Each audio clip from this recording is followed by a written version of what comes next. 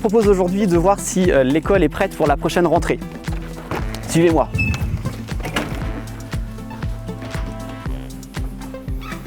Ah non, effectivement, là je crois que nous avons un problème. Alors je pense qu'il faut que je m'équipe pour pouvoir continuer la présentation. Et oui, casque de chantier obligatoire cette année pour la rentrée à l'école élémentaire de Truy.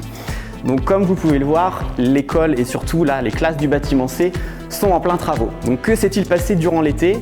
Donc grosse phase de rénovation thermique et énergétique à l'école, puisque nous avons débuté dès la fin de l'année scolaire les travaux d'isolation et de rénovation thermique. Donc là, comme vous pouvez le voir, nous allons reprendre sur cette première phase le bâtiment C, donc c'est-à-dire le bâtiment à étage, la partie donc isolation des combles, changement de l'éclairage par de l'éclairage LED, installation d'une VMC double flux dans chaque classe.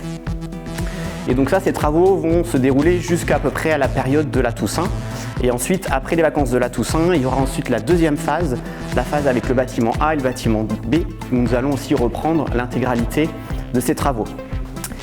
Et les salles de classe de l'étage du bâtiment C, vous pourrez retrouver aussi l'accès aux combles, donc toujours rappel, isolation des combles, éclairage LED, VMC double flux, un petit peu de ménage, il faudra aussi prévoir.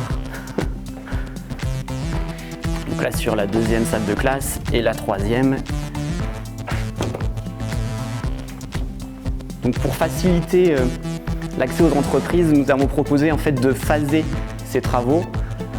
Donc comme vous avez pu voir là sur une première phase où les ouvriers vont pouvoir avoir accès au bâtiment en intégralité sans avoir l'accès au niveau des enfants. Donc ça sécurise aussi la partie des autres classes qui va rester sur ce temps scolaire sur le site et permettre aussi aux entreprises de pouvoir aussi aller beaucoup plus vite et pouvoir accéder aux différents éléments des classes.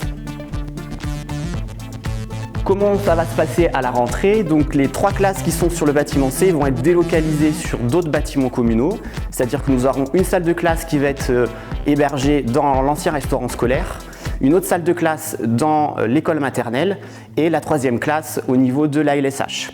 Donc pas de problème pour la rentrée, on continue comme nos petites habitudes de rentrée, on rentre par le portail blanc et ensuite les enseignantes accompagneront les enfants sur les différents lieux de classe.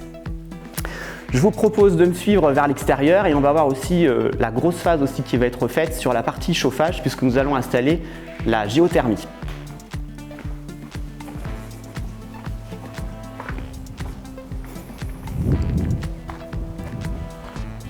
Donc la géothermie, comment ça se passe? Donc en fait on va aller capter dans une nappe phréatique de l'eau qui va être donc repompée en surface, venir après dans une chaudière et une chaufferie pour venir après alimenter et se réchauffer au niveau des classes et ce sera ensuite réinjecté dans la même nappe au niveau en fait de la cour. Donc point de captage près de l'abribus, près du garage à vélo et ensuite point d'évacuation dans la cour de l'école.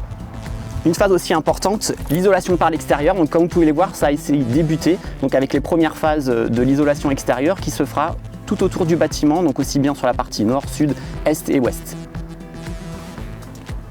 Nous en profitons également pour reprendre toute l'accessibilité PMR de l'école. Donc comme vous pouvez le voir, l'ensemble de l'école sera accessible aux différentes situations de handicap, avec notamment ce chemin qui permettra d'accéder à la plateforme sportive qui est en bas de la cour.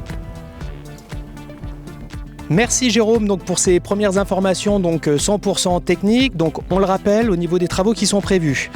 Isolation thermique par les toits, isolation thermique aussi par les murs.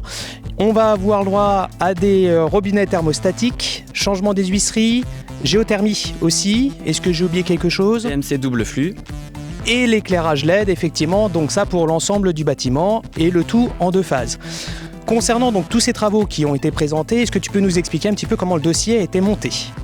Oui, donc c'est un dossier qu'on travaille depuis pratiquement 2 ans, notamment pour monter les plans de financement et les éventuellement projets et d'aides qu'on aurait pu avoir pour ce dossier. Donc juste pour vous donner un ordre d'idée des chiffres, c'est un dossier effectivement important pour la commune puisqu'on a un budget estimatif à 1 148 000 €. Avec un gros plan d'aide qui a été mis en place, notamment avec la participation de l'État et du Fonds vert à plus de 50% sur le projet, avec une enveloppe de 507 403 € que nous avons réussi à obtenir. Nous avons aussi une aide du conseil départemental avec la F2D à hauteur de 15% pour 104 391 €. Nous avons également l'ADEME pour l'étude de faisabilité de la géothermie à hauteur de 60% pour un montant de 15 055 €. Le conseil général avec la CRST, donc à hauteur de 19,91% pour 69 700 €. Et enfin, l'ADEME pour les travaux de géothermie à plus de 60%, donc pour 102 000 €. Donc un autofinancement pour la commune de 25% qui correspond à une enveloppe de 349 705 €. Donc effectivement un gros projet pour nous cette année. Un gros projet, un gros montant, plus d'1 million d'euros quand même pour les travaux. Donc ça c'est effectivement pour le montage financier, ce qui fait à peu près un peu moins de 25% pour la participation de la commune sur ce projet. Au niveau du planning maintenant, donc il y aura 2 phases. La rentrée des classes, rien ne change. De toute façon, on est sur les mêmes habitudes pour les parents, c'est bien ça ? Oui, c'est ça. Toujours les mêmes horaires, toujours par le portail blanc rue des Écoles. On ne change rien tout au long de la prochaine année scolaire. Et par contre, il y a une petite chose qui va modifier un petit peu le planning, c'est nos petits locataires qu'on a dans la cour, je crois. Effectivement, donc pour tous les Troïciens et Troïciennes, on sait que l'école héberge des hirondelles et ça nous a retardé un petit peu les travaux puisque les travaux auraient dû débuter plus tôt, mais on n'a pas pu intervenir tant que les nids étaient en place. Donc sur le conseil de la préfecture et avec la Ligue de la protection des oiseaux, donc on pourra intervenir pour délocaliser les nids qu'à partir du 15 octobre. Donc l'isolation thermique par l'extérieur pourra se faire qu'à ce moment-là. Donc on a décalé un petit peu dans le temps. Donc dans le planning des travaux, on se retrouve donc avec un début de travaux dès le 8 juillet, donc après la fin de l'année scolaire.